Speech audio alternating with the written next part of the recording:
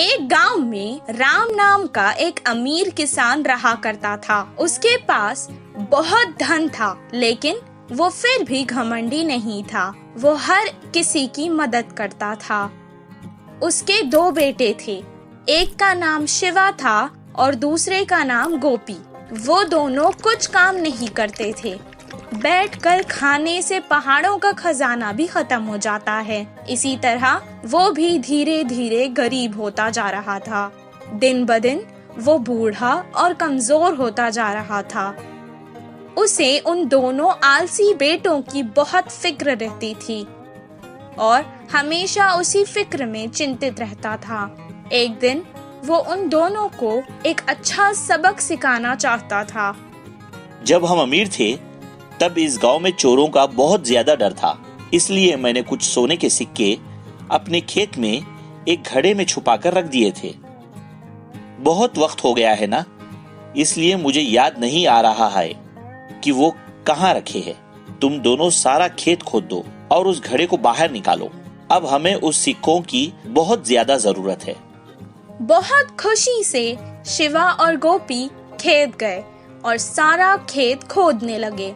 कुछ देर बाद गोपी ने कहा, अभी तक हमने बहुत खोद दिया है, फिर भी हमें वो सोने के सिक्कों से भरा हुआ घड़ा नहीं मिला। शिवा ने जवाब दिया, जिधर खोदना बाकी है उधर ही होगा शायद। बिना ज्यादा समय गवाए जल्दी करते हैं।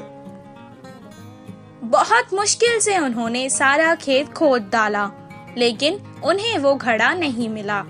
वो वापस घर आकर अपने पिता को सब कुछ सुनाने लगी। मुझे लगता है कि घड़ा शायद चोरी हो गया है। अब जाने दो, तुम ही बताओ। एक काम करते हैं, तुम दोनों ने इतनी मेहनत से सारा खेत खोदा है ना, तो क्यों ना उसमें कुछ बीज डालकर फसल उगाई जाए। दिया था, इसीलिए उन्हें अब ज्यादा मेहनत नहीं करनी पड़ेगी सोचकर वो मान गए और बाजार जाकर बीज ले आए और उसे खेत में डाल दिया। कुछ दिन बाद बहुत अच्छी बारिश हुई, फसल भी बहुत अच्छी होने लगी।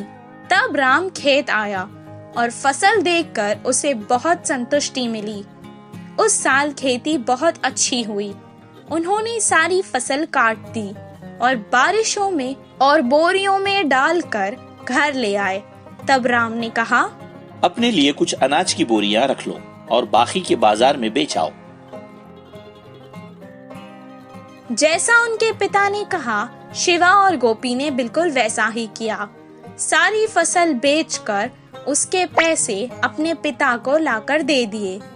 अपने बच्चों की पहली कमाई को देखकर वो बहुत खुश हुआ और कहने लगा, बच्चों, यही है वो सोने के सिक्कों से भरा घड़ा जो तुम दोनों मिलकर हर साल इस खेत से कमा सकते हो। तुम दोनों सुखी जीवन बिता सकते हो और हर किसी